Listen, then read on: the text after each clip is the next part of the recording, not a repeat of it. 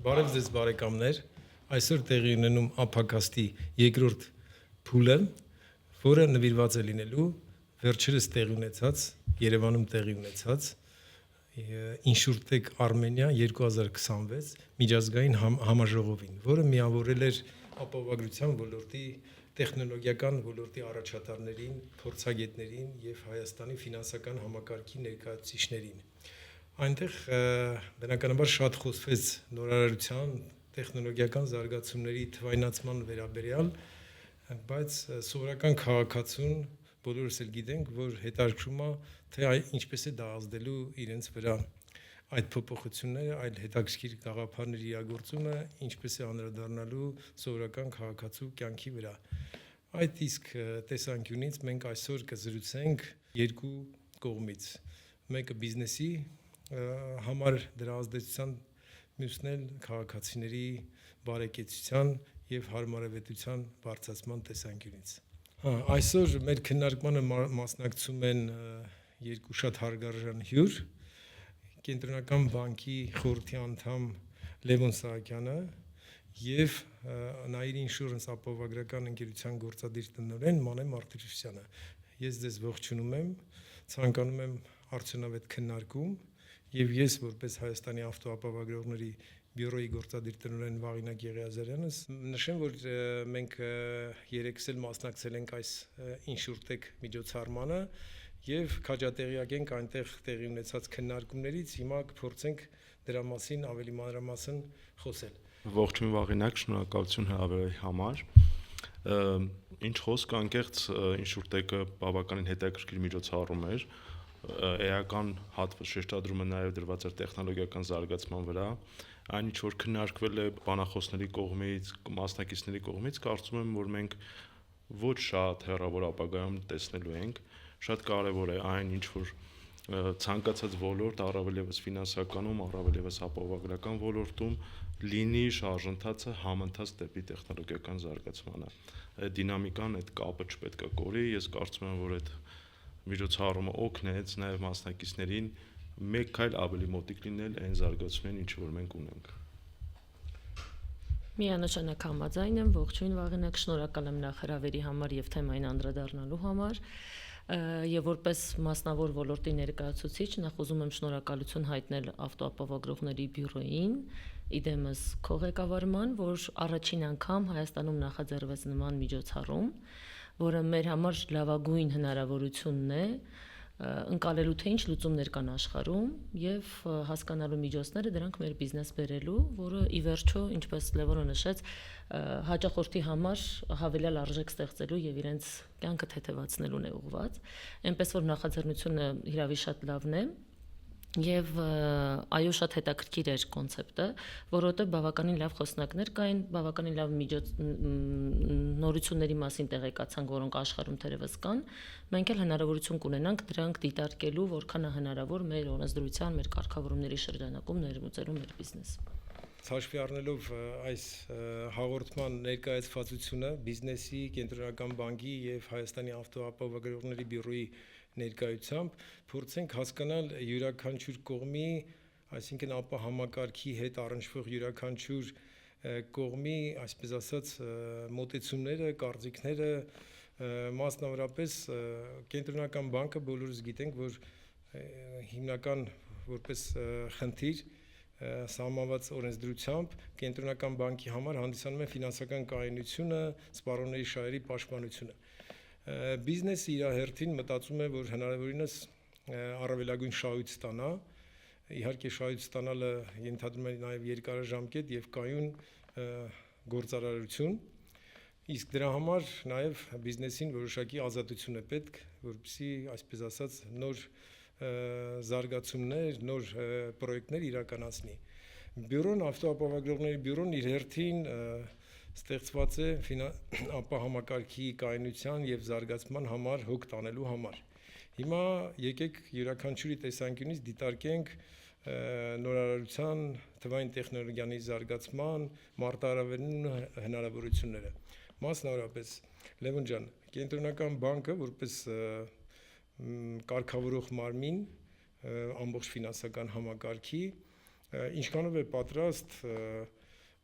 տեխնոլոգիական զարգացման տեսանկյունից ասենք ապահովել որոշակի ազատություն կամ միգուցե ինչ-որ կարգավորումներ սահմանել ռիսկերը զսպելու, բայց մյուս կողմից նաև հնարավորություններին զարկ տալու։ Խնդրեմ։ Շատ լավ հարց է Վաղենակ։ Այս հարցը ունի երկու ձև հնարավոր պատասխանել, մեկը շատ կարճ մի բառով, արդյոք մենք պատրաստ ենք, այո, բայց ինձ թվում է այսքան կարճ պատասխանը ոչ մեկին չի հետաքրքրի, դրա համար մի փոքր շերտերը բացենք, էլի։ Շատ կարևոր է, որ կարգավորող մարմինը տվյալ դեպքում այս ոլորտում եւ ամբողջ ֆինանսական համակարգում դա կենտրոնական բանկն է, մենք ճիշտ հավասարակշռություն կարողանա պահպանել։ Ինչն է, այստեղ շատ կարևոր է, որ ասում ենք ճիշտ հավասարակշռություն, ինչ նկատի ունենք։ Փորձը ցույց է տվել, որ սովորաբար կարգավորող մարմինները պարտադիր չի, որ տեխնոլոգիական զարգացումից ամենաառաջադեմ գիտելիքը ունենան եւ մի քայլ շուկայից առաջ լինեն, դա բնականաբար նման ցանկություն, ամբիցիա ոչ մեկից չի ակնկալում, բայց միաժամանակ նաեւ շատ կարեւոր է, որ կարգավորող մարմինը որևէ կերպ չխոչընդոտի իր կարգավորմամբ այդ զարգացմանը։ Հիմա երբ որ ասում ենք հավասարակշռված մոտեցումն է ըստ մեզ լավագույնը, դա այն է, որ այնինչ վերաբերում է տեխնոլոգիական առաջընթացին, դրա ներդրումը բիզնեսում, ինչ նպատակով, որպեսզի սպառողը լինի ավելի բավարարված, իր համար լինի կանխատեսելի բիզնես միջավայրը։ Այս առումով պետք է կարգավորողը չխոչընդոտի եւ ընդհակառակը մի փոքր էլ նպաստի բիզնեսին համարձակ այս քայլերը գնալու համար։ Մյուս կողմից պետք է նաև հավասարակշռել, որ դեռևս չփորձված տեխնոլոգիաները սպառնալիք չլինեն սպառողների համար իրենց շահերի պաշտպանության տեսանկյունից։ Իհարկե, առաջին հայացքից սա շատ հեշտ որոշում է, թվում է թե այդ սահմանը ինչ որ մեկը գծել է եւ հնարավոր է ասել այստեղից սկսվում է սպառողների շահերի պաշտպանությունը եւ մյուս կողմից սկսվում է ֆինանսական կանոնության խաթարումը, բայց բնականաբար իրական կյանքում այդ գիծը ոչ մեկ հնարավոր չի գծել, որ ասել միանշանակ դա որն է եւ ամենահենց դժվարությունը այդ challenge կոչվածը նա է, որ դու կարողանաս ճիշտ գծես եւ հասկանաս թե քո տնտեսության, քո շուկայի մասնակիցների տեխնոլոգիական զարգացման տեսանկյունից որ պահին, որ ազդակով ես դու կառավարում իրավիճակը։ Հիմա շատ մի բարձ բան ասեմ։ Դժվար թե մենք օրինակ 10 տարի առաջ հեշտ պատկերացնեինք, որ անձի վերաբերյալ որոշումները չի կայացվում մեկ այլ անձի կողմից։ Դա կարող է սպառողի տեսանկյունից մի փոքր sense սառը, հա, ոչ էմոցիոնալ, մարդկային շփումից զերծ ինչ-որ մի պատկերացում լինել, ասես չէ, բայց ես ամեն դեպքում ուզում եմ շփվել մարդու հետ, ես մի հատ չզգամ ինքը ինչ է ասում կամ մի հատ ես զգամ, բայց ինչն է հետաքրքիր, ժամանակի ընթացքում ինձ թվում է սպառողների մոտ, մասնակիցների մոտ, մեր քաղաքացիների մոտ աստիճանաբար փոխվելու է նախընտրությունը, որպեսզի ապահովագրված լինի, հա, սպառողը, մասնակիցը ինքը զգա, որ ինքը պաշտպանված է, նաև շատ կարևոր է ինքը պաշտպանված է ինչից, կամայական որոշումից։ Այս առումով իրեն համար կոմֆորտը, իրեն համար հանգստության զգացումն է, որ իր նկատմամբ որոշումը որևէ կերպ հայեցողական չէ եւ այն ապահովում է համակարգը։ Հիմա ինչ է փոխվում, եթե այն մտածելակերպ ինչը 20 տարի առաջ միգուցե կվախեցներ, այդ նույն մոտեցումը այսօր ավելի շատ ինքը կոմֆորտի զգացում է տալի, հա, երբ որ դու հանգիստ ես, կանխատեսելի է, որտեղ դու գտնում ես, որ այն որոշումը, որ կլինի քո իրավիճակում, ոչ թե քո անձից է կախված, այլ որևէ կերպ ոչ թե քո դեմ է, այլ իօգուտ քեզ է, որովհետև ինքնին համակարգն է գծված այնպես, որտեղ դու պաշտպանված ես եւ այդ համակարգը հավասարակշռում է։ Սա ինչ որ բաներ փոխվում են կյանքում ժամանակի ընթացքում եւ բնականաբար ամեն մի տեխնոլոգիական փոփոխությունը բերում է ընկալման փոփոխություն։ Հիմա նաեւ շատ կարեւոր է, որ մենք հասկանանք բիզնեսները առհասարակ չեն կարող խուսափել թվայնացումից, չեն կարող խուսափել, դե թվայնացումը միգուցե մի 6 տարի առաջվա տերմին է, բայց հիմա արդեն ավելի այլ տերմիններով օգտագործենք, չեն կարող խուսափել ավտոմատացումից, այդ բառը չգիտեմ հայերեն ոնց է, ոչ թե պարզապես գործընթացների ավտոմատացնում, այլ երբ որ բիզնես process-ները ինքնին կառավարվում են, իրենք, այո, ոչ միայն պարզ ավտոմատացման մասին է, այլ իրանք ունեն ինքնուրույնության որոշակի աստիճան։ Սա անխուսափելի է, սա լինելու է, եւ մեկ էլ մի գաղտնիք ասեմ, կյանքը մեզ ցույց է տվել, որ հաճախորդը, սպառողը ինքը ոչ թե ընտրում է տեխնոլոգիան, ինքը միշտ ընտրում է իր սեփական հարմարավետությունը։ Հարցն է նա, թե պատասխանենք, մանեն պատասխանի, որն է այս ոլորտում իրենց համար հարմարավետությունը։ Միգուցե այդ կոմֆորտի զգացումը, հա, հիմա հարցն է, թե մենք ոնց ենք տեսնում հաճախորդի այդ կոմֆորտի զգացումը, ոնց ենք բացահայտում։ Մենք որպես կարգավորող մարմին տեսնում ենք, որ դա պետք է լինի իրենց իրավունքների, իրենց շահերի պաշտպանվածությամբ, կայուն, կանխատեսելի միջավայրով եւ իհարկե մրցակցային միջավայրում, որտեղ դա մենք շատ կարեւորում ենք, որտեղ փորձը ցույց է տվել, կյանքը ցույց է տվել, պատմությունը ցույց է տվել, եթե դու չունես մրցակցային միջավայր, գնագոյացման հետ կունենաս խնդիր։ Մենք ավելի շատ կարծում ենք, որ հենց ինքնին գործը պետք է անի մրցակցային միջավայրը։ Շատ կարևոր մտքեր արտահայտեցիր եւ կենտրոնական բանկի տեսանկյունից այդ մտահոգությունները եւ կամ ընտրությունները, որ մի կողմից ռիսկերի վերահսկողության, ֆինանսական կայունության մասին պետք է կենտրոնական բանկը մտածի, մյուս կողմից էլ տեխնոլոգիական զարգացումների, որը որ իր հետ նաև ռիսկեր է բերում, բայց առանց տեխնոլոգիական եւ զարգացումների եւ առաջընթացի, մյուս կողմից էլ այլ ռիսկեր կառաջանան, որ ուղղակի մրցակցությունից կարելի է դուրս մնալ եւ շատ նոր հնարավորություններ ուղղակի բաց թողնել։ Դա հասկանալի եւ ընդունելի է եւ կարեւոր է, որ կենտրոնական բանկը այդ երկու խնդիրներն էլ դասում է հավասարապես կարևոր, բայց մյուս կողմից հիմա որպես Հայաստանի ավտոապահովագրողների բյուրոյի ներկայացուցիչ ես կուզենայի նշեի, որ մեր դիրքը միգուցե նույնիսկ ավելի դժվար է, մենք համ բիզնեսի, համ կարգավորման միաժամանակ գործառույթ ենք իրականացնում, իհարկե կենտրոնական բանկի նման լայն դիսպոզիցիայով չէ, ընդհանրապես ավտոապահովագրության ոլորտում, բայց այդտեղ նույնպես պետք է այդ բալանսը կարողանանք պահենք, որ համ հաճախորդների շահերի պաշտպանության, համ բիզնեսի զարգացման, հետաբար նաև շահութաբերության տեսանկյունից խնդիրներ չառաջանան։ Եվ այսպես բնականաբար, որպեսզի զարգացումները ընթանան իրենց նորմալ հունով, բյուրոն պետք է ապահովի նաև համապատասխան հարթակներ, հնարավորություններ, որպեսզի այդ նորարարությունները, տեխնոլոգիական զարգացումները տեղի ունենան առանց մեծ խնդիրների եւ այդ հնարավորությունները ապահովագրական ընկերությունները կարողանան օգտագործեն ի նպաստ իրենց բիզնեսի եւ հաճախորդների սպասարկման որակի բարձրացման։ Այս տեսանկյունից շատ կարևոր է նաև լսել բիզնեսի, հա, տեսակետը, թե իրենք ինչ են մտածում, ես վստահ եմ, որ իրենք էլ համահունչ պետք է որ կարծիքներ արտահայտեն։ Խնդրեմ մանեջեն։ Շատ հետաքրքիր է քննարկումը այն առումով, որ ուզում եմ շարունակեմ Լևոնի մտքից, թե ով է այսօր մեր հաճախորդը եւ որն է իր սպասելիքները բիզնեսից։ Մենք շատ տարբեր, եթե թերևս վերադառնանք 10 տարի առաջվա հաճախորդին եւ այսօրվա, լրիվ տարբեր իրականությունում ենք գտնվում, բայց հուսադրող կողմը այն է, որ վերջերս մեկ զեկույց էի ուսումնասիրում եվրոպական, որտեղ որ խոսում էր այն մասին, որ թվային զարգացմանը զուգահեռ աճում է վստահությունը հանրության սուբյեկտների, ում մենք մեր տվյալները օրինական ճանապարհով տիրապետող մշակող տրամադրել ենք, վստահությունը բարձրանում է, որքան թվային տեխնոլոգիան զարգանում է, այնքան վստահությունը սկսել է սպառողների բարձրանալ իրենց այդ գործարկող սուբյեկտների նկատմամբ։ Սա ինչու եմ կարևորում, որ որն է այն հարմարավետությունը, որ այսօր հաճախորդը մեզանից սպասում է։ Թվային կամ տեխնոլոգիական զարգացմանը զուգահեռ մեկ բան է հաճախորդը այսօր ակնկալում մեզանից որպես ֆինանսական սուբյեկտի ծառայություններ մատուցողի ժամանակի խնայողություն եւ մեկ տեղում որոշակի ծառայությունների ստացում ֆինանսական ծառայությունների մասին են բնականաբար խոսքը։ Այսինքն ամենակարևորը այսօր սպառողը իր առաջ ժամանակի խնայողությունն է, որ դնում է եւ ուզում է, որ իր ծառայությունները ստանա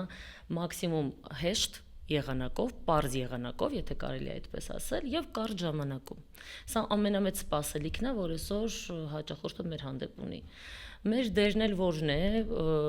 շատ ուսումնասիրել ինչ լուծումներ կան աշխարհում, այսինքն ուր է գնում զարգացումները կոնկրետ ապահովագրության ոլորտում եւ շատ կարեւոր է այդտեղ ունենալ այո կարգավորողի տեսակետը լսել եւ ունենալ այդ տեսակետը, որ բաց է կարգավորողը մեզ հնարավորություն տալու նվազագույնը փորձարկելու, որովհետեւ մենք մինչեւ չփորձարկենք, մենք չենք կարող դա բերել ռեալ մեծ ուղղությունների վրա կիրառել։ Եվ փորձարկելուց ամենաառաջինը պետք է հաշվի առնենք սպառողներին, թե որքանով են իրենց իրավունքները առաջինը պաշտպանված, որտեղ որքան թվային տեխնոլոգիան զարգացավ, այնքան մենք ռիսկ ենք ունենալու այն տեղեկատվության, որը հավաքագրում եւ մշակում ենք, որովհետեւ դա առևտրային գաղտնիք է, դա անձնական գաղտնիք է, դա ապահովագրական գաղտնիք է, որքանով է պաշտպանված, որ տվյալները մաքսիմում կարող են ապահով ինչպես մեր կողմից օգտագործվել, այնպես էլ փոխանակվել, որովհետև եթե մենք խոսում ենք թվային տիրույթ, մենք խոսում ենք նաև տվյալների հեշտ փոխանակման մասին։ Այդտեղ ամենամեծ ռիսկը, որը պետքա միանշանակ համաձայն եմ, որ կարգավորողը պետք է դիտարկի, թե որքանով է պաշտպանված ռիսկերը։ Շատ կարևոր մտքեր արտահայտեցիք, Լևոն ջան, եւ դու եւ Մանե ջան դու, ու կուզենայի այստեղ մի երկու հատ շեշտադրումներ անել, որ փաստորեն տեխնոլոգիական զարգացումը բերում է թե բիզնեսի որոշակի մտածելակերպի եւ գործողությունների փոփոխության, թե կարգավորող մարմնի եւ հաճախորդները, սպառողները ինքնին որոշակիորեն փոխվում են։ Եթե մարդիկ նախկինում գերադասում էին մարդկանց հետ շփվել, ճշտել, ամեն ինչ հեռախոսով կամ հենց տեղում գնալ գրասենյակում խոսել, հիմա մարդկանց համար դա միգուցե ինչ-որ չափով կարևոր է այդ շփումները, բայց մյուս կողմից իրենք ժամանակ են կորցնում դրա համար, շատ ավելի նախընտրում են էլեկտրոնային կապի միջոցներ օգտագործել, տարբեր մեյլերի եւ համակարգերի միջոցով, ուղիղ կապի միջոցով գործարքներ կնքել, դիմումներ ներկայացնել եւ այլն, եւ դա շատ կարեւոր նորմալ փոփոխություններ են, որոնք իրենց հերթին կնպաստեն նույն թվայնացման, զարգացմանը եւ հարմարավետության ապահովմանը։ Բայց այդտեղ նորից որպես բյուրո ես կուզեի նշել, որ կարեւոր է որ մարդկանց մոտ նաև այդ արագ սպասարկման եւ այլնի հետ մեկտեղ նաև արդարության զգացողությունը լինի, մարդը վստահ լինի, որ ինքը, ասենք, ավելի վատ չի իրան ավելի վատ ինչ որ բիզնես չի վերաբերում, քան մեկ ուրիշ հաճախորդի, այսինքն ինչ որ խտրականության եւ այլ հարցեր չկա, որտեղ բյուրոն մեծ անելիքներ ունի, մասնարարապես թե ընդհանուր կարգավորումների տեսանկյունից, թե հարթակների եւ թվային միջավայրի այնպիսի զարգացվածության ապահովման, որպիսի մարդը եւ այդ վստահություն ունենա եւ հետագծելի լինի բոլոր գործարքները, հնարավոր լինի թափանցիկություն ապահովել եւ մարդկանց մոտ առաջացող տարբեր տեսակի հարցերին ճշգրիտ հասկանալի պատասխաններ տալ։ Հիմա ընդհանուր, այսպես ասած, տեխնոլոգիական զարգացման թվայնացման մասին խոսեցինք, կարելի է անցնել մի քիչ ավելի մասնավոր դեպքերի, այսինքն ավելի գետնի վրա խնդիրները փորձենք դիտարկել, օրինակ այս պահի դրությամբ ինչպիսի զարգացումներ, իրավիճակներ հստակ կան, որտեղ ինչ-որ նոր ստեղծագործական մոտեցումը կամ ինչ-որ ոչ միայն թվային, այլ նաև կազմակերպչական որոշակի փոփոխություններ կարող են խնդիր լուծել, բարելավումներ բերել։ Օրինակ, բոլորս շատ լավ գիտենք, որ վերջին ժամանակներս հատկապես կարելի ասել 1-2 տարում մեքենաների քանակը շատ ավելացել է, հատկապես Երևանում, եւ խցանումների խնդիր կա, տարբեր պետական մարմիններ, հանձնաժողովներ են ստեղծվում, քննարկումներ են անում, ինչ-որ լուծումներ են փորձում տալ այդ իրավիճակին նաև առնչվում է բնականաբար ԱՊԱ ոլորտը, այնքանով որքանով որ պատահարները ինքնին առաջացնում են որոշակի խցանումներ։ Հիմա ազգային ժողովում որոշակի օրենքի նախագիծ է շրջանառվում, որ 15 րոպեից ավել պատահարից հետո պետքա պատահարի մասնակիցները չմնան երթևեկելի մասում, այսինքն խնդիրները արագ կարգավորեն ու ազատեն։ Միտքը շատ լավն է իհարկե, գովելի է, բոլորից համար էլ ողջունելի է, որ նման այդ խնդիրները երկար չձգվեն, որ ավելորդ նյարդեր չծախսեն թե վարորդները, թե չգիտեմ, ոստիկանները եւ այլն, բայց այդտեղ պետքա դիտարկել նաեւ այն հարցը, որ եթե վարորդներն են կարգավորում այդ ամենը շատ արագ, հնարավոր է ինչ-որ բաց թողումներ լինեն, ինչ-որ ելակետային տվյալների ձևակերպման խնդիրներ առաջանան, որը հետագայում կբերի օրինակ մեղավորության որոշման խնդիրների, վնասների գնահատման, հետեւաբար նաև դժգոհության հաճախորդների շրջանում եւ ապա համակարգի նկատմամբ վստահության նվազման։ Այստեղ շատ կարեւոր է հասկանալ, թե ինչպիսի լուծումներ կարող ենք մենք առաջադրել, որպեսզի համ, այսպես ասած, այդ օգտակար խցանումների դեմ պայքարը տեղի ունենա եւ մյուս կողմից իմ նշած խնդիրները չառաջանան։ Օրինակ այս տեսանկյունից մենք գրեթե մի տարի առաջվանից սկսեցինք մտածել միասնական զանգերի կենտրոնի ձևավորման մասին, որ մարդիկ պատարի մեջ հայտնվելուց զանգեն ոստիկանության միասնական զանգի կենտրոնին, որը կարող է իրենց ուղղորդել այդ իրավիճակում, խորհուրդներ տալ, օրինակի համար, եթե պատարը տեղի ունենում ինչ-որ վայրերում, որտեղ կան տեսագրություններ, միանգամից ցուցումներ տալ մարդկանց ազատելու տարածքը կամ ուղղակի ուղղորդել ինքնուրույն գրանցումներ անելու։ Ցավոք սրտի հիմա այդ հարցը ահագին առաջ գնաց, առաջընթաց ունեցավ, պայմանավորվածություններ ձեռք բերեցինք ոստիկանության հետ, հետո ինչ որտեղ սառեց ու որը ահագին կարող էր նպաստել այս գործընթացների արագացմանը։ Հիմա մյուս խնդիրը, որ մարդկանց կարող է օգտակար լինել իրենց խնդիրների կարգավորման, հենց ընդհանուր կրթվածության հարցն է, որի մասին նույնպես որոշակի քննարկումներ եւ նախագծեր ունենք։ Օրինակի համար մենք նախատեսում ենք ոստիկանության հետ համատեղ որոշակի դասընթացների եւ քննությունների համակարգ մշակել, որ այն մարդիկ, որոնք ունեն բարձր մալուսային դասեր կամ բալային համակարգում մեծ կորուստներ ունեն, համատեղ դասընթաց անցնել ոչ միայն ճեկ կանոնների իմացության, այլ նաև ինչ-որ հոգեբանական, ապա ոլորտի իմացության, որից հետո եթե հաջող հանձնում են քննությունները, որոշակի մալուսներ վերականգնվի, բալեր շնորհվի, այսինքն ինչ-որ ապահովագրական առողջարան, էլի։ Կամ, օրինակի համար հիմա ոնց որ թե որոշվել է, որ վերջի դասարաններում դպրոցի պետքա անվտանգության, ճանապարհային անվտանգության եւ ինչ որ վարորդական իրավունքի դասընթացներ անցնեն, այստեղ էլ մենք պլաններ ունենք ապայի վերաբերյալ որոշակի թեմաներ ավելացնելու, համենայն դեպս ցանկություն կա եւ ինչ որ քննարկումներ կա նաեւ կրթության գիտության նախարարության հետ, տեսնենք ինչ կստացվի։ Այս ամենը հուսով ենք, որ կարող է նպաստել այդ գործընթացի ավելի սահուն իրականացմանը։ Ստեղ կարևոր է փաստորեն պետական մարմինների հետ համագործակցության ապահովումը, որպեսզի հնարավոր լինի ընդհանուր, ասենք, շահերը համադրել եւ որոշակի արդյունքների հասնել այդպիսի համագործակցության շնորհիվ։ Լևոն ջան, դու որպես պետական մարմնի ներկայացուցիչ, դու ո՞նց ես տեսնում այդ համագործակցությունը եւ արդյոք նման, ասենք, մտքերը կարեւոր են այս խնդիրների լուծման համար։ Ինչ թվում է, որ ասենք ես չեմ տեսնում այդ համագործակցությունը պատմություն ինչ չի ների։ Իհարկե, մենք պետք է հասկանանք, որ երբ որ հասարակությունը առավել եւս տվյալ դեպքում մայրաքաղաքում, երբ որ ունենք որևէ խնդիրը ունենում է մի շարք պատճառներ։ Իհարկե, այս խնդիրների լուծման մի շատ օպտիմալ տարբերակն այն էր, որ ոստիկանությունը, քաղաքային իշխանությունը համակարգված ձևով ունենային հասանելիություն մեկ տեղեկատվական բազայի, որտեղ կլիներ ամբողջ այդ տեսաձայնագրող սարքերի եւ իրենք հետո դա հասանելի դարձնեին արդեն բիզնեսի համար, կոնկրետ տվյալ դեպքում ասում եմ բիզնեսի համար, նկատի ունեմ թեկուզ բյուրոյի կամ եւ այլն, այն մարմնի համար, ում համար դա կարող էր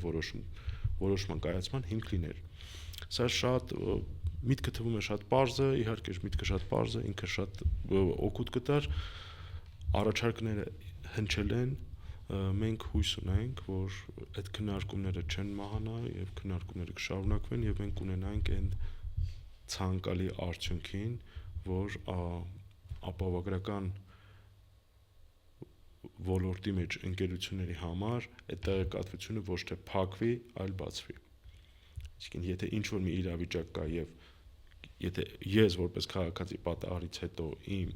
տեղանքը լքելը կախված է ինչ-որ մի հանգամանքից, արդյոք այդտեղ կար տեսախցիկ, արդյոք պատահարը ձայնագրված էր, տեսագրված էր եւ այլն, եթե կա այդ համակարգը եղել է, ապա ինձ թվում է միանշանակ գործին օգուտ կտա, բարձ լեզվով ասած, եթե այդ տեղեկատվությունը լինի կողմերի համար հասանելի։ Ես ուղղակի մի փոքր վերացական բառ եմ օգտագործում կողմեր, դե նայած որ կողմը որ իրավիճակում դա ոնց է օգտագործելու։ Կարելի է ասել, որ փաստորեն կենտրոնական բանկն էլ ողջունում է նախաձեռնությունները։ Առնվազն ոչ միայն ողջունի, այլ նաև որոշակի աջակցություն կցուցաբերի, որովհետև որոշ դեպքերում դրա անհրաժեշտությունը կա։ Հիմա իհարկե իմ նշած նախաձեռնությունները ինչ որ չափով սառեցվել են, միգուցե նաև այլ օբյեկտիվ պատճառներ կան դրան։ Հիմա էլ հանգստի շրջանա, մինչ այդ ընտրություններ, հուսանք, որ սեպտեմբերին կվերականգնվի այդ գործընթացները։ Այստեղ ես կուզենայի մի բան էլ ավելացնել, մի կարևոր հանգամանք, որ երբ որ խոսում ենք որոշակի ճանապարհային երթևեկության հետ առնչվող խնդիրների, դրա լուծումների, նորարարական տեխնոլոգիաների կիրառմամբ կամ ինչ որ այլ ոչ ստանդարտ լուծումների մասին, պետք է նաև հասկանանք, որ այդ ամենը կամ այդ խնդիրները հնարավորինս քիչ կլինեն, եթե ճանապարհային երթևեկության անվտանգության մակարդակը բարձր լինի։ Այսինքն ինչքան մենք կարողանանք անվտանգության մակարդակը բարձրացնենք, պատահարների քանակն ու հաճախականությունը նվազեցնենք, այնքան թե խցանումները, թե դրանից առաջացող խնդիրները ավելի քիչ կլինեն։ Այս առումով ես կուզենայի ուղղակի մի մեջբերում անել, որ եվրոպական որոշ զարգացած երկրներում կան այսպիսի կառույցներ, պետական ինչ-որ գործակալություններ կամ հանձնաժողովներ, որոնք ամբողջությամբ կոորդինացնում են ճանապարհային անվտանգության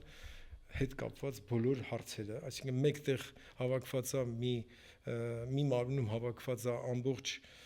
քաղաքականության մշակման գործառույթը, մասնավորապես մեքենաների հետ կապված սարքինության, օրինակ տեղզննումներ եւ այլն, այդ մի մարմինն է, ասենք, քաղաքականությունը մշակում, վկայականների վարորդական ստացման, չգիտեմ, հարցերի, դրա պատասխանների, ճանապարհային վիճակների, նշանների, կարգավորումների, ամեն ինչը հավաքված է մեկ կառույցի ներքո, ու այդ կառույցը քաղաքականությունն է մշակում, իսկ հետո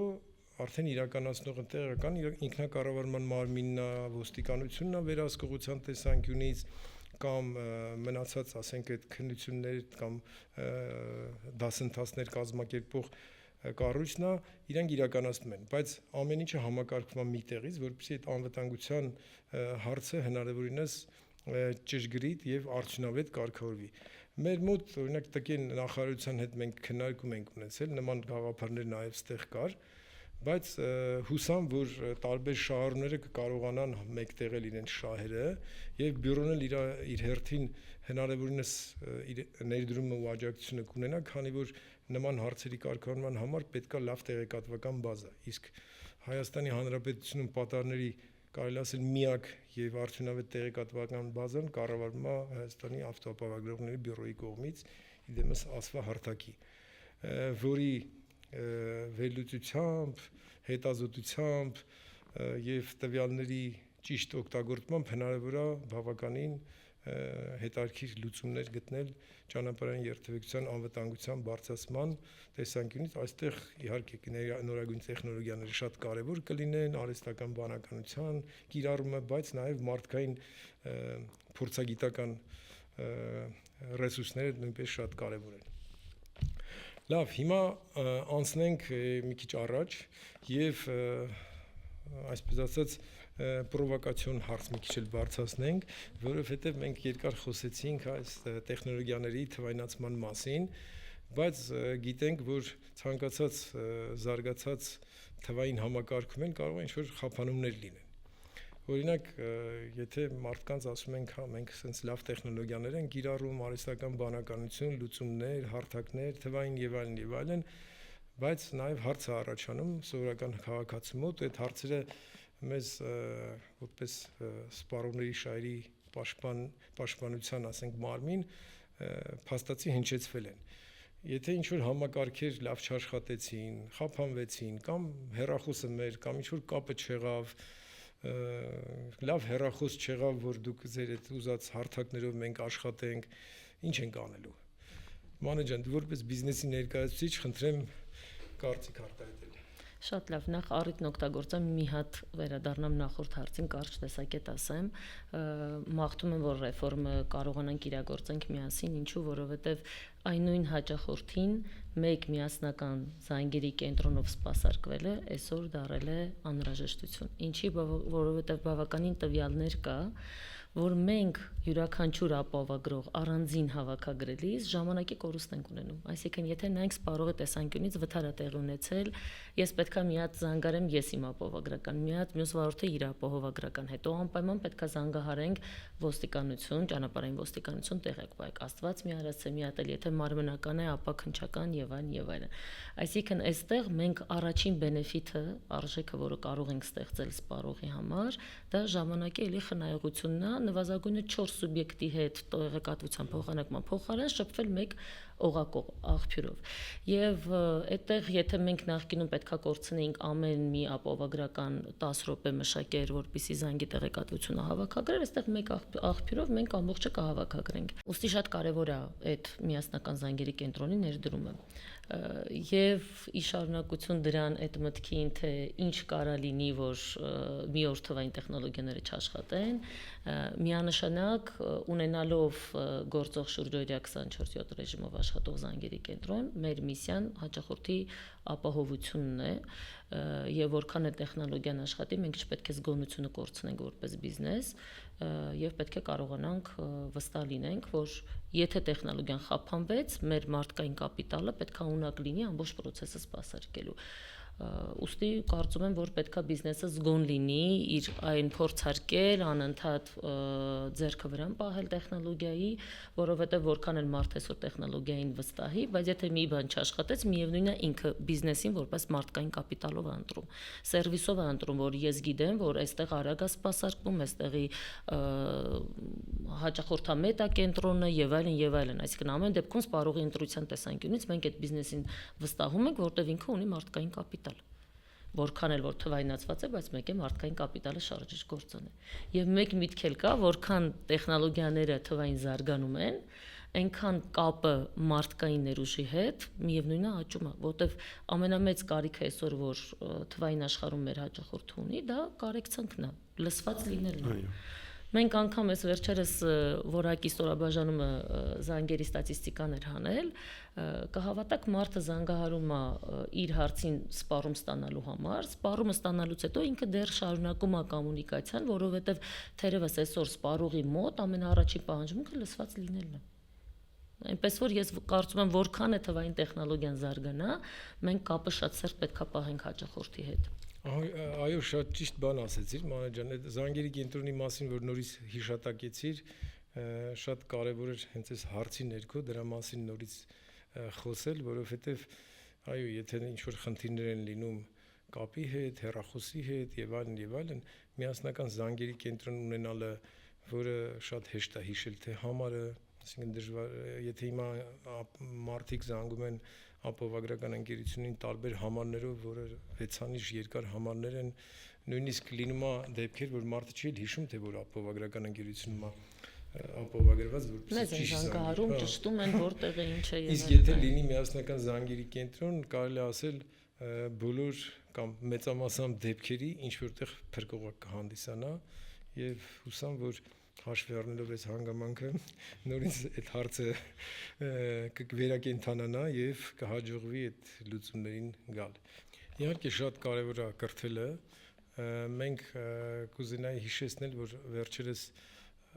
դասավանդիր Հայաստան հասարակական կազմակերպություն կա, իրենց միջոցով որոշակի նման դասընթացներ են կազմակերպել հիմնականում մարզերի համար, որովհետև այնտեղ մի քիչ ավելի դրա կարիքը միգուցե կա մարդկային գիտելիքի եւ տեղեկատվության փոխանցման տեսանկյունից, Երևանում մի քիչ ավելի լավ է շրջանառում տեղեկատվությունը, ավելի հասանելի է, քան մարզերում դպրոցական տարիքի երեխաների կարելի է առաջայացքից մտածել, թե դպրոցական տարիքի երեխան ինչ կապ ունի, բայց իրենք վաղը մյուսօրը դառնալու են վարորդ եւ բացի դրանից ունեն ծնողներ, բարեկամներ, որոնց հետ նույն մեքենայում կարող է երթևեկեն, կարող է հաճախ այդ երեխաների խորհուրդները կամ դիտարկումները ավելի մեծ ազդեցություն ունենա մեծ մարդու վրա, քան ասենք հենց ուղղակի մեր փոխանցած տեղեկատվությունը։ Ամեն դեպքում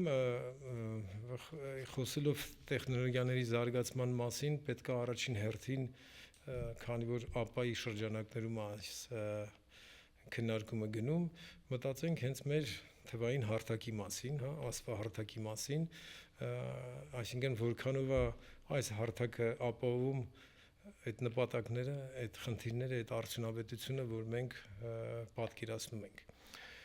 Այս տեսանկյունից կուզենայի նշել, որ մենք շուտով պատրաստվում ենք նոր մրցույթ հայտարարել այս հարթակի սպասարկման օպերատորի ընտրության համար, քանի որ գործող պայմանագիրը շուտով սպառվում է, եւ մենք կարևոր խնդիր ենք դրել, այսինքն ոչ միայն ձևական ինչ-որ սպասարկման տեսանկյունից, եթե նույնիսկ նույն սպասարկողը շարունակի կառավարել այս համակարգը, մենք նոր խնդիրներ ենք առաջադրելու, մասնավորապես, որ հնարավորինս մարդկային աշխատանքը, ձեռքի աշխատանքը նվազի, օրինակ փորձաքննությունների ոլորտում, որոշումների կայացման, հատուցումների եւ պայմանագրերի կնքման եւ այլն եւ այլն։ Այստեղ շատ կարեւոր է նաեւ մի դիտարկում, որ մեր համակարգը անջատ չի գործում, մասնավորապես օրինակի համար, եթե անձնական վնասների խնդիր է, ապա առողջապահական համակարգն է ինչ-որտեղ առնչվում, իրավապահ մարմինների համակարգն է առնչվում, փորձագետներ, վերանորոգող կազմակերպություններ, պահեստամասերի ինչ-որ վաճառքով զբաղվող կազմակերպություններ, նշեմ, որ մեր այս արդիականացման պահանջների ներքո նաև կարևորելու ենք այդ հանգամանքները, որպեսզի բոլոր հարակից կառուցվածքին առնչվող մարմիններ եւ համակարգեր նույնպես կարողանան մեկտեղվել, կապեր ունենան մեր համակարգի հետ եւ դա այնպես աշխատի, որ մարդը արտակուստ այդ ամեն ինչը չզգա, որ ինչ որ տարբեր տեղեր տեղեկատվություն է շրջանառվում, որ ստիպված չլինի, չգիտեմ, հիվանդանոցից ինչ որ թուղթ տանել ապահովագրականին, իրավապահ մարմիններից ինչ որ որոշումներ տանել, որպեսզի հատուցումներ ստանալ կամ ընկնել ինչ որ վերանորոգող կազմակերպություններ գտնել եւ այլն եւ այլն։ Այս ամենը մեր լավագույն նպատակներն են եւ նախատեսում ենք այդ արդիականացման շրջանակներում դրան անդրադառնալ, որը մի կողմից հուսով ենք, որ քաղաքացիների շրջանում կբերի հարմարավետություն, պարզություն իրենց գործողությունների, մյուս կողմից էլ ապահովագրական ընկերություններին հնարավորություն կտա արագ գործընթացներ իրականացնել, եթե հատուցումները հիմա օրերի ընթացքում են իրականացում միգուցե ժամերի եւ րոպեների ընթացքում կարողանան որոշումներ կայացնել։ Մանե ջան, դու ինչ կարծիք ունես դրա վերաբերյալ։ Իովին համաձայն եմ, Վաղինակ ջան, տեսեք, երկու կտորով կառանձնացնեմ։ Առաջինը արդիականացումը սպառողի համար տեղեկատվության ստացման տեսանկյունից, այն մենք Զանգերի կենտրոնի զբաղվածությունը երբ որ դիտարկում ենք, մեծամասամբ խորհրդատվությունը այն ինֆորմացիայի, որը որ կարա սպառողը իր հավելվածի միջոցով ամբողջ ընկերությունների, չեմ խոսում ամեն ընկերության բջջային հավելվածի կամ կայքի, այլ մեկ միասնական պատուհանի միջոցով տեղեկատվություն ստանա։ Այսինքն, եթե մենք խոսում ենք արդիականացման մասին, առաջինը պետք է նայենք, որ սպառողը ինչ բենեֆիտ կունենա, դա տեղեկացվածությունն է։ Երկրորդը շատ ճիշտ կտոր Վաղինակ ջան նշեցիր, ընկերությունների եւ այլ ենթակառուցվածքների սուբյեկտների միջև տեղեկատվության կոմունիկացիան է։ Հավատացեք, մեր որոշումների կայացման մեջ միակ ֆակտորը, որ մենք երկար կամ օրենքով սահմանված ժամկետները այդպիսին են երկար են, դա տեղեկատվության հավաքագրման փուլն է։ Երբեմն նույնիսկ եթե մենք խոսում ենք ԱՊԱ-ի մասին մարմնական վնասների բանով գործընթացով ամիսներ շարունակ սպասում է սպառողը, որպեսզի կարողանա հավաքագրի փաստաթղթերը համապատասխան մարմիններից։ Եթե մենք ունենանք մեկ միասնական հարթակ, որտեղ կարողանանք, որով փոխգործակցենք իրար հետ եւ տեղեկատվությունը մենք ստանանք, իհարկե խոսում ենք միասնական հարթակի մասին, մենք խոսում ենք վստահելի կապուղու մասին, մենք կարողանանք տեղեկատվությունը ստանանք տվյալ հարթակի միջոցով, նույնիսկ ձեր ասած րոպեների ընթացքում ապահովագրողները ունակ կլինեն որոշում կայացնեն։ Այսօր որոշումների, եթե կարելի է ճակերտավոր ասել, դանդաղություն, դա պայմանավորված է միայն տեղեկատվության սպասումով ու բավականին մեծ ռեսուրս այդտեղ կորցնելով։ Ուստի ես կարծում եմ, որ համակարգի արդիականացման մեջ նաև պետք է կարևորենք առաջիկա բոլոր այն համակարգերի հետ API միջոցներով կլինի թե այլ կապուղիներով փոխգործակցությունը, որովհետեւ մենք տեղեկատվությունը կարողանանք ոչ թե բեռը սպառողի վրա դնենք դա հավաքագրել եւ բերել ներկայացնել ապահովագրողին, այլ ապահովագրողը կարողանա տեղեկատվությունը համապատասխան օղակներից ստանա եւ գնա որոշման կայացման։ Այսինքն նման խնդիրները պետքա, այսպես ասած, բեմի հետևում լուծենք։ Մարդը տեսնի ուղղակի այն ինչ որ իրան առնչվում է, ինչ որ իրան պետքա եւ որպեսզի իր դիմումները, պատասխանները եւ որոշումներ իրեն առնչվող արագ մատչելի ստացվի։ Միանշանակ կներեք, այդ ասպա բարդ ալգորիթմները մեր հաճախորդներս մեզ հետաքրքիր չի։ Մեզ հետաքրքիր է կարճ ժամանակում արդյունավետ որոշում ստանալը։ Ուստի թե ինչ դու կգործարկես բեմի հետևում ասացիդ պես, ընդհանրապես հաճախորդին հետաքրքիր չէ։ Այո, պետքա լինի ապահով ամեն միջավայր, բայց կարևոր էստեղ արագությունն է։ Հիմա եթե խոսում ենք ավտոմատացման, հարթակի բարելավման, նորացման, նոր հնարավորությունների ավելացման եւ այլն, մարդկանց մոտ նաև մի բնականon հարց կարող է առաջանա, բայց այդքան բանը որ անելու եք, այդ ծախսերը կարող մեր վրա եք դնելու։ Կարա տենց հարց առաջանա։ Հիմա ես կուզենայի նույնք դրա մասին ձեր կարծիքը ասեիք, մենք բոլորս մասնագետներ ենք, մենք բոլորս որոշակիորեն առնչվում ենք այսօրվա տեխնոլոգիական զարգացումների հետ այս կամ այն ձևով։ Լևոն ջան, օրինակ դու ինչ ես մտածում, ինչ կպատասխանեիր նման հարց, եթե ուղղեին քեզ։ Ես մեծ հաճույքով կպատասխանեի այդ հարցին։ Նայեք, Վաղինակ ջան, մեր հասարակության յուրաքանչյուր մասնակից, ես ասում եմ հասարակություն, այսինքն նկատի ունեմ, որտեղ յուրաքանչյուր անձ կազմում է այս հասարակության միակ, որը պետք է հասկանա, որ ցանկացած ներդրում թվայնացման մեջ դա ոչ թե ծախս է, որի համար ինքը վճարում է, դա այն ներդրումն է, որի համար ինքը ապագայում չի ծախսելու իր միջոցները։ Եկեք պատկերացնենք, մենք որ հասարակությունում կուզեինք ապրենք, հա, եկեք պատկերացնենք մի բան ապահովագրության ոլորտից դուրս, պատկերացրեք մի հատ հասարակության, որտեղ դու քեզնից ոչ մեկ ծախս չի ուզում, դու ոչ մի պետությունը, որ հանրային իշխանությունը որևէ ներդրում չի անում թվայնացման որևէ հարցի մեջ, բայց հենց որ քեզ մի ծառայություն պետք է, դու ինքդ պետք է ժամանակ, ռեսուրս ծախսես, հանրային իշխանության մարմիններից հայթայթես, դիմում գրես, մեծ սպասես, որ այդ տվյալը քեզ տան, հետո դու պետք է փոխանցես։ Բայց այդ հասարակության մեջ դեռ այդ ճանապարհն էլ ասենք միշտ չի որ բարձր։ Հա, ու այդ չէ, պետք է տանջվես, պետք է մի հատ լավ տանջվես։ Ու մեկ այլ իրականության մեջ դու վստահ ես, որ հանրային իշխանության մարմիններում նստած են մարդիկ, ովքեր որ հասկանում են, որ պետք է ներդրումները գնան այն ուղղությամբ, որոնք որ քո կյանքում բան են փոխելու։ Հիմա այսպես լավ հասարակությունում, ես թույլ եմ տալի ասեմ, այսպես լավ հասարակությունում, երբ որ քո անձին վերաբերյալ որևէ տվյալ է պետք, որ մեկը պետք է օգտագործի որոշում կայացնելու, դու ուղղակի տալիս ես թույլտվություն, եւ երբեմն այն կարող է լինել լրակյաց վիճակով, եւ դու ընդհակառակ այս իրավիճակում դու զարմանում ես եւ մի փոքր էլ զայրանում ես, ասում ես՝ մի րոպե հանրային իշխանություն ջան, այդ ինչու այդ ներդրումները չեք արել, որ ին վերաբերյալ տվյալը ես պետք է տանջվեմ A կետից B կետը տանեմ։ Ինչու պետք է իմ ապահովագրականը ես իրան չկարողանամ ուղղակի մեկ քլիկով իմ տվյալները բացեմ, ասեմ մանեջեր, մի հատ օգտագործեք։ Իմ տվյալները բացեմ։ Այս գաղափարը ինքնին սա հանրային կառավարման, հասարակության կառավարման մի հատ որոշակի կետից է եկել, ես չգիտեմ, այդ պատմական ակնարկ կանեմ 2017-18 թվականներին դա Անգլիայից մի հատ sense որոշակի ինքը լավ իմաստով վարակի գաղափարով, երբ որ բաց բանկինգի գաղափարն է գալիս, ու բաց բանկինգի գաղափարը հետո արդեն իսկ տրանսֆորմացել է բաց դատայի, ես փորձում եմ open data թարգմանեմ, չգիտեմ լավ, բաց դատայի գաղափարախոսությանը, երբ որ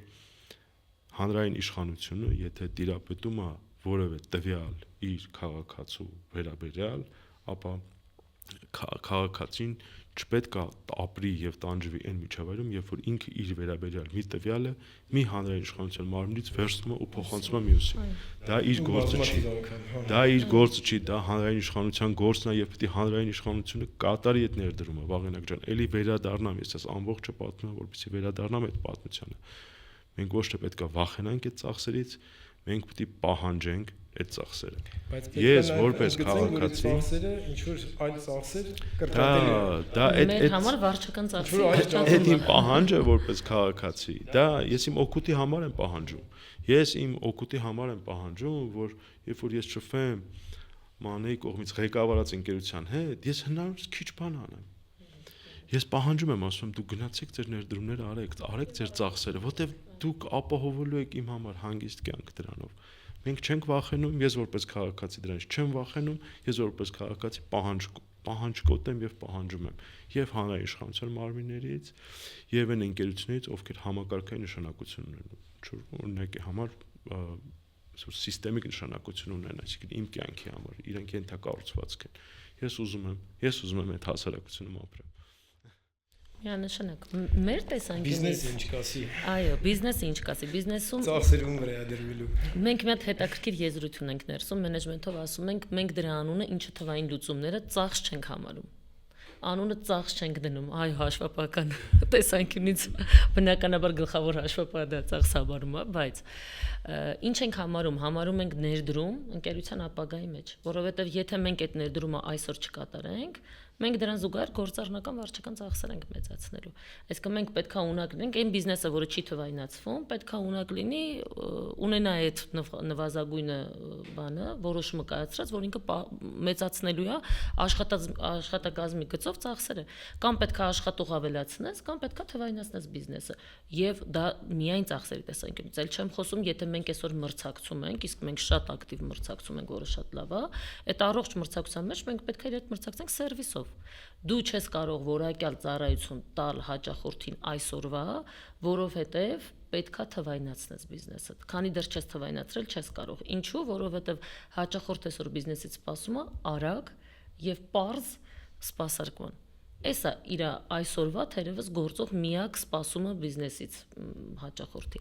Ուստի որպեսի պարզ գործես պետքա թվային միջավայրում լուծումներ ունենաս, իսկ արագության համար առանց բիզնեսի ավտոմատացման գործընթացների չես կարող արագություն։ Ես մի հատ օրինակ բերեմ, որպեսի բոլորի համար պարզ լինի։ Պատկերացնենք թվայնացումը կամ ավտոմատացումը բիզնեսի համար կամ ապահովագրական շուկայի համար, կամ բյուրոյի համար։ Դրա անալոգիան հետեւյալն է, որ մենք նստենք եւ քննարկենք արդյոք մեզ մայրուղի պետքա թե չէ։ Չէ՞ որ մայրուղին սարքելու համար պետքա ծախս լինի, արդյոք դա մեզ պետքա թե չէ։ Իհարկե կարող է մի բան ինչ որ մի հատ խենթ միտք լինի, ասի չէ, եկեք ճանապարհներ ընդհանրապես քանդենք, ծախս չանենք եւ ոտքով կքայլենք։ Բայց բոլորի համար հասկանալի է, ոչ մեկ բոլորն են օգտվելու լավ ենթակառուցվածքից, համակարգից, որ ունի ենթակառուցվածք է տալիս։ Հետևաբար, այստեղ ինձ թվում է, որ պետք է ծախսերից չվախենալ, այդ իդեան դուրակալից, իհարկե բիզնեսը կարծես չի վախենում։ Հա, չէ, չպետք է վախենալ եւ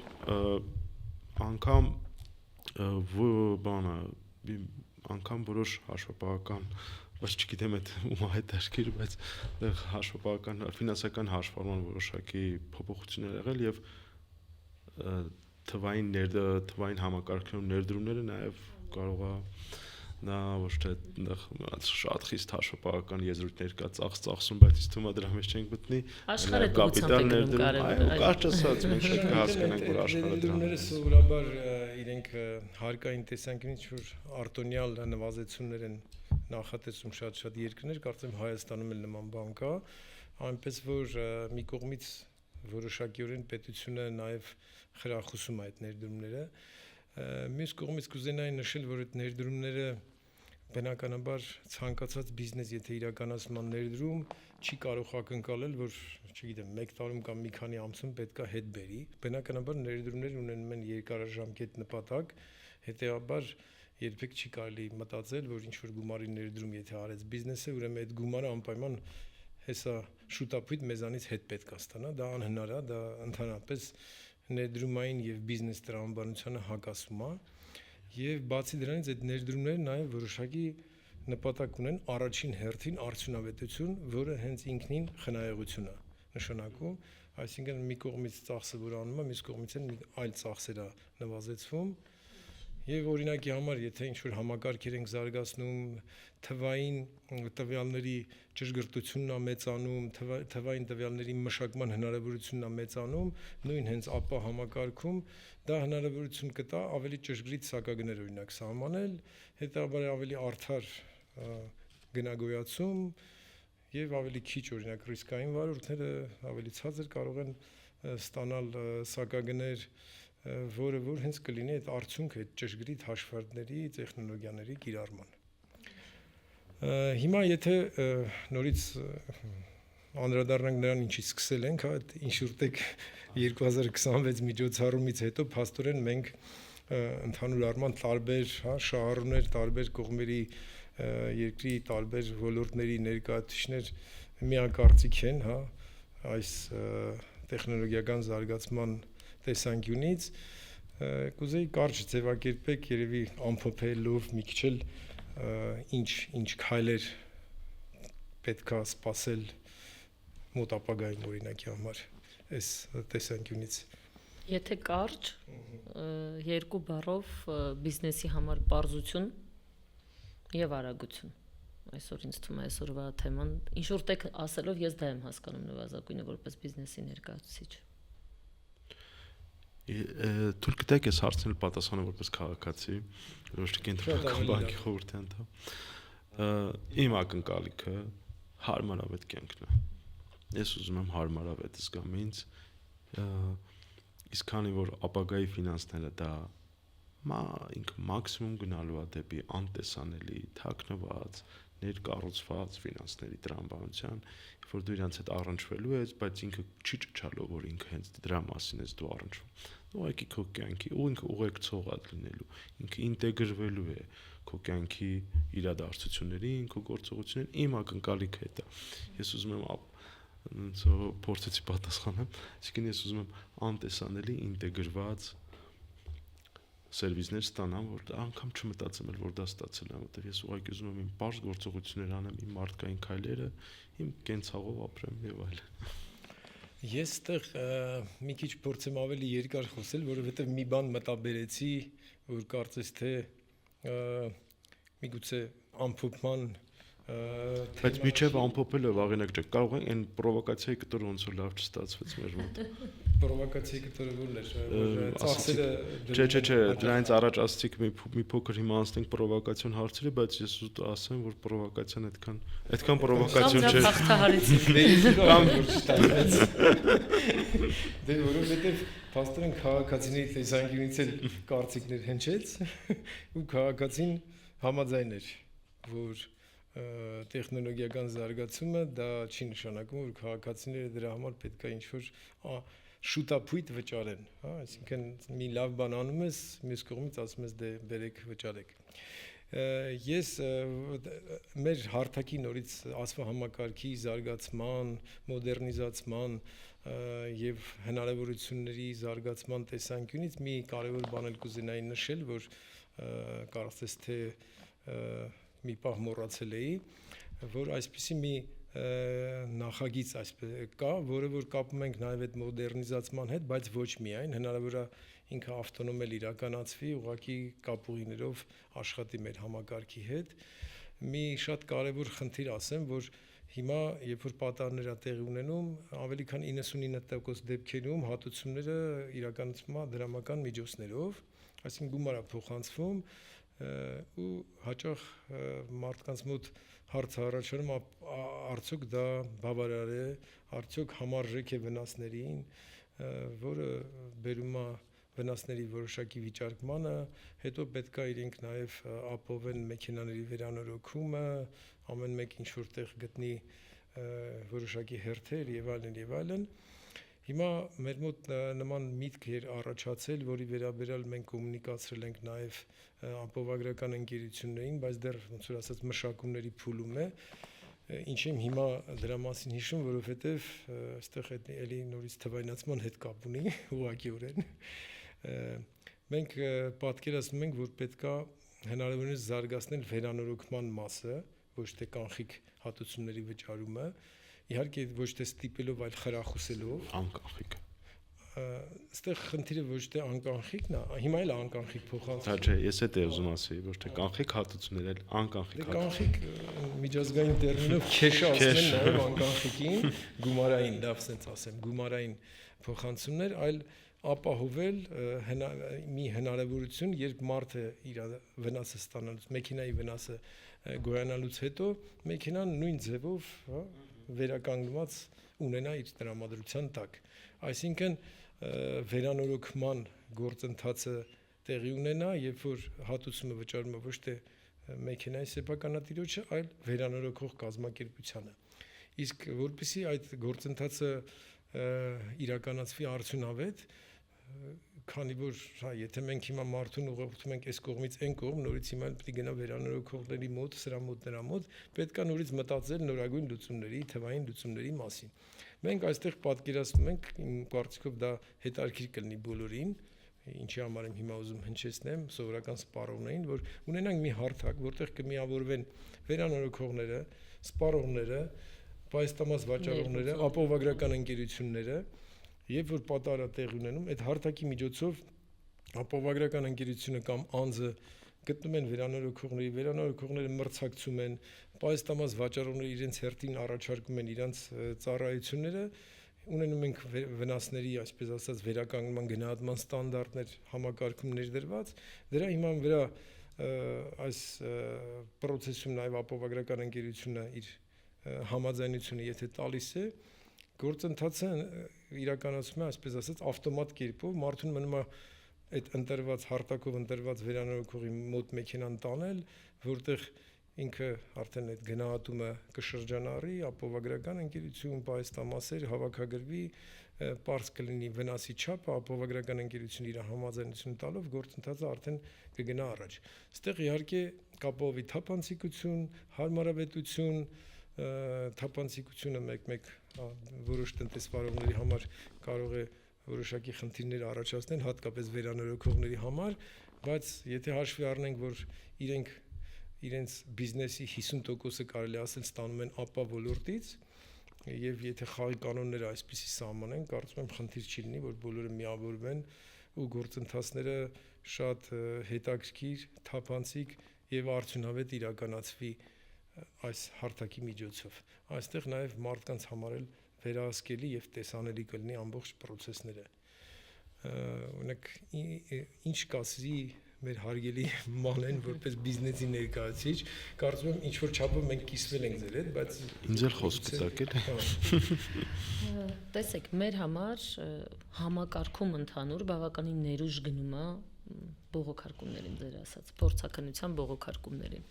Այսինքն հաճախորդը այսօր եւ ընկերությունները այսօր բավականին շատ գործ են անում բողոքարկումների գործընթացում։ Հիմա եթե ես նայում եմ process-ը արդյունավետ դարձնելու համար, դարձնելու տեսանկյունից, միանշանակ եթե մենք այդ գնահատման ֆունկցիան եւ ձեր ասացի պես պայստամասը որտեղից պետքա գտնեմ, ինչ գնով, որոնք են այդ աղբյուրները ու մոտ տանեմ որպես արհեստավոր, որին եմ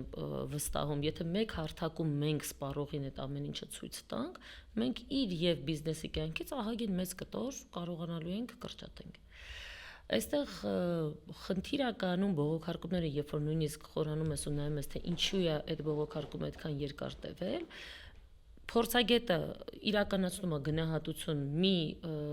իրողություն հաշվի առնելով, որ վաղը օրինակ այդ զապչաստը չկա շուկայում։ Եթե լինի մեկ միասնական բազա, որտեղից ինքը օգտվի։ Մեզ ասում են նշեք աղբյուր, որտեղից ձեռք բերեմ։ Այն աղբյուրը, որին հղում է տալիս փորձագետը, արդեն չկա։ Կամ օրինակ իրականացնում է գնահատություն փորձագետը, տալիս է վերջնական արդյունք, սպառողը անգամ վերջում չի կարողանում ձեռք բերի դա, որովհետև էլեկտրոմոբիլների պարագայում մենք լրիվ ուրիշ խնդիրների հետ ենք բախվում։ Անգամ պայստամասերը չկան եւ այլն։ Այստեղ շատ բավականին մեծ կտոր կա ավտոմատացնելու եւ այդ համակարգերը իրար կապելու, որը սպառողի մոտ նվազագույնը բարձրացնելու է վստահությունը այն օբյեկտիվ տվյալի նկատմամբ, որ դու իրեն տալիս ես։ Ինչի, որովհետեւ եթե ինքը իմացավ, թե այդ տվյալները որտեղից են նվազագույնը ստեղծվել, վերցվել, բնականաբար իր վստահությունը դրա հանդեպ ավելանալու է, բայց նաև խնդիր ունենք, որ ես այդ ռեֆորմի պարագայում շատ կարևորում եմ բոլոր այն ռիսկերը, որոնք կապված են վերանորոգում իրականացնող մատուցող կազմակերպությունների եւ չափանիշների, պետքա դրանք բավականին այնպիսի խիստ սահմանվեն, որ սպառողները ակնկալեն լիարժեքորեն սպասարկում ստանալ այդտեղ։ Եվ միանշանակ նաև վերահսկողական գործառույթ, այսինքն բացի չափանիշները սպասարկելուց հետո շատ լավ վերահսկել, որտեղ մենք խոսում ենք բնականաբար բնեղենով գույքի վերականգնման մասին, բայց նաև մի հատ էլ դրական բան ասեմ այս առումով, շատ հաճախ պետք է նաև ասեմ, որ սպառողները վերցնելով դրամական գումարը ոչ միշտ են վերականգնում վնասը, իսկ կոնկրետ վերանորոգման տարբերակով ընտրության, ոչ թե ընտրության, այլ վերանորոգման տարբերակով վնասների փոխհատուցման պարագայում պարտադրված սպառողը վերանորոգելու է իր տրանսպորտային միջոցը։ Ուստի սա շատ դրական դինամիկա կարող ունենա, վթարված իր վիճակով մեքենան հետագայում պատահարից հետո չշահագործելու իրողության վրա։ Այս ռիսկերի նվազեցման տեսանկյունից այդտեղ մենք կարևորում ենք թափանցիկությունը, մրցակցությունը, որ եթե այդ հարթակում միավորվեն բոլոր վերանորոգողները ու առաջարկեն իրենց ծառայությունները, բնականաբար թե որակի, թե գների առումով մրցակցությունը իր ազդեցությունը կունենա։ Ու բացի դրանից իրենք որոշակի գնահատականներ էլ կունենան, ոնց որ սովորական այդ առևտրային մարքեթփլեյսերում լինում է, չէ՞, վարկանիշեր, ռեյտինգներ, դա շատ կարևոր կարող է նշանակություն ունենա, օրինակի համար հիմա մեր տաքսիների Yandex համակարգում միավորված, այնտեղ էլ ինչ-որ ռեյտինգավորում վարկանշում են անում ու դրանից կախված ֆինանսական ազդեցություն ունենում մարդու վրա։ Հույս ունեմ, որ ստեղ էլ ապագայում, եթե հաջողվեց այս ամենը, որոշակիորեն շուկան եւ այդ թափանցիկությունը պետքա որ կարգավորի այդ ռիսկերը եւ խնդիրները։ Ես ինչ եի ուզում ասել, որ ըստ էության մենք աշխարհում վերջի այդ դա ոչ թե տրենդը, այլ մեգա տրենդը, որը ինքը սուպեր տրենդը, որ դեռևս այս պահին մարդկությունը չգիտի թե դրան ինչը կարա փոխարինի, դա ինչն եմ ուզում շեշտեմ, որտեղ ըստ էության Վաղինակ ջան, դուք նկարագրում եք platform based, այսինքն հարթակահեն բիզնես մոդել։ Դա կարող ենք այսօր հիմա այդ հարթակը, հարթակահեն, այսինքն հիմա դա կանի մեր գործընկերը, կանի բյուրոն, կանեմ ես հետագայում որպես անաձեռներ այսքան բան էական չի, բայց կարևորն է նա որ ինքը որպես բիզնես մոդել իմաստը որն է։ Ձևավորվում է հարթակ, որտեղ հանդիպում են առաջարկն ու պահանջարկը, բայց ինքնին ոչ մի սերվիս չի մատուցում։ Դա ու վերջ ավարտվեց դրանով կոնցեպտը դա է։ Հիմա ամբողջ դժվարությունը հարթակահեն բիզնեսների։ Ով է բերում դա, ով է տալի հարթակը։ Ստեղ կա շատ լավ նորություն, ինձ թվում է, ապահովագրական ընկերությունները կարող են լինել այն trigger-ը, այն խթանը, զարգ տան նման հարթակներ ձևավորելու համար, որովհետև այո, մենք պետք է լինենք օբյեկտիվ, այդ սպասարկման ոլորտի ընկերություններում կան հարցեր թափանցիկության, այստեղ որ ասում թափանցիկություն, եկեք շատ անկեղծ լինենք ու պարզ լինենք հարկեր վճարելու հետ կապված։ Կան հարցեր, որովհետև մենք չենք կարող իրականությունը ասել չէ, այո, բոլորս էլ առնչվել ենք մեր կյանքում, մենք հազվադեպ դեպքեր ենք հիշում, որ այնտեղ իրանք ամեն դեպքում իրանց վարկագիծը այնց է, որ կարող է կասկածներ մեր մոտ առաջանալ իրանց թափանցիկության հետ կապված։ Բայց բավական աստեղ խոշոր խաղացողներից մեկը դա է հիմքը ու լինքը լինում է հարթակ, որտեղ սպառողները մտնում են ու ասում սպառող, այստեղ արդեն էական չի, կարող ենք այդ տերմինել չասենք, հաճախորդները իրանք նայում են, լինում է շտեմարան ու այլևս իմ մոտ կասկածը վերանում է, որ արդյոք այդ պայստամասի արժեքը դա է, որտեղ հողումը գնում է միանգամից այդ բաց շտեմարանի, այս մատակարի, այս դետալի, այս արժեքը եղբայր, տես, համոզվի, մի լարվի, ամեն ինչ նորմալ է, ինքը հասանելի է, այնտեղ դրված է։ Եվ այդ հարթակը արդեն մագնիսի պես ինքը բերում է այդ պայստամասեր ներկրողներին, որպեսզի իրանք ցուցարկվեն այդտեղ եւ ինքը դառնում է վստահելի հիմք, որպեսզի դու տեսնես ու բոլորը ուղղակի դե պարզ է խոսքերով շատ հեշտ էր, մենք արդեն մտովի կառուցեցինք այդ հարթակը, բայց դե ահագին երկար ժամանակ դրա մասին մտածել ենք, ուսումնասիրություններ ենք արել, հանդիպումներ ենք ունեցել ֆինանսների նախարարության ՊԵԿ-ի հետ։ Ինքը իրոք շատ կարևոր, բայց նաև դժվար բան է, հաշվի առնելով հենց Լևոն ջան քո նշած հանգամանքը, որ հնարավոր է այդ համակարգի տնտեսվարողները մի կողմից այնքան լիարժանիք չլինեն այդ թափանցիկությունից, բայց այստեղ հուսադրող բանն է, որ մոտավորապես 50%-ը բոլոր իրանց բիզնեսի, թե վերանորոգողների, թե պայստամած վաճառողների կարելի ասել գնում է այս ապա համակարգի համար ծառայում, հետեւաբար եթե այս համակարգում ստեղծվի եւ պահանջվի այս խաղի կանոնը, կարծում եմ ստիպված կլինեն միանալ, որպեսզի ուղղակի բիզնեսը շարունակեն։ Ես չգիտեմ, այս ոդկասթի ընթացքում ենք կարող հարկային վարչարության իդեաներ գեներացնել, թե չէ։ Ըստ էության այսօրվա քննարկման տեխնոլոգիական զարգացման, թվայնացման դա անխուսափելի է։ Թեման բոլորս կիսում էինք, բոլորս կարելի ասել միակարծիք էինք, դա շատ լավ է, որ ու հասկանում ենք, որ այստեղ պետք է երկու տեսանկյունից էլ դիտարկել բիզնեսի արդյունավետություն եւ հաճախորդի համար հարմարավետություն եւ ամփոփելով կուզենայի նշել, որ փաստորեն ինչից որ սկսեցինք Insurtech Հայաստան 2026-ի այս միջազգային համաժողովի դիտարկմամբ, որ փաստորեն ոչ միայն սովորական համաժողով էր, այլ շատ կարևոր հանգրվան եւ փուլ էր, որը սկիզբ է դնելու նոր ռեֆորմների, ուղղակի գաղափարական եւ այլ ազդեցությամբ եւ այսպես ասած որպես trigger-ը հանդիսանալու մեր նոր գործողությունների համար եւ ես վստահ եմ դրանում։ Ուզում եմ շնորհակալություն հայտնել այսօրվա մեր ափակաստի հարգարժան մասնակիցներին Լևոնին եւ Մանեին, ցանկանալ բոլորիս անվտանգ երթևեկություն եւ հավաստիացնել, որ մեր այս նախաձեռնությունների, մտքերի եւ ապագա անելիքների արդյունքները, դրական արդյունքները շատ շուտով վարորդները կզգան հենց իրենց վրա մոտակա, ասենք 1-2 տարիներին, իսկ որոշ բաներ հուսամ նաև մոտակա ամիսներին։ Շնորհակալություն Վաղինակ ջան, ուղղակի պետք է մտածենք այդ բիզնես իդեաները, որ տվեցինք հիմա հեղինակային իրավունքը ձերն է, մերն է, իմն է, Մանեին։ Թող իրականանա, թող մեր միակ վեճը այդ լինի։ Եկեք երեքով պայմանավորվենք, որ եթե ինչ-որ մեկը գնա եւ իրագործի եւ վաղվանից բոլոր ավտոտեղ սպասարկման կետերը անցնեն 100% հարկային դաշտ, մենք երեքով կհրաժարվենք այդ հեղինակային իրավունքից։ Հանուն այդ համաձայնություն։ Հանուն լավ գաղափարի, հանուն լավ գաղափարի բարեկեցության եւ մեր համակարգի զարգացման։ Մի բան ասեմ, յուրաքանչյուրս կարող ենք այդ ամեն ինչին օգնել։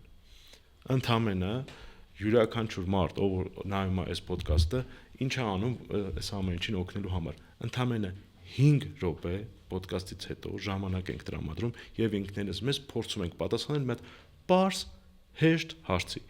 Ինչ ենք անելու մենք եւ արդյոք մենք գիտենք այն քայլերը, որ պետք է անենք, եթե հանկարծ մեր հետ լինի պատահար։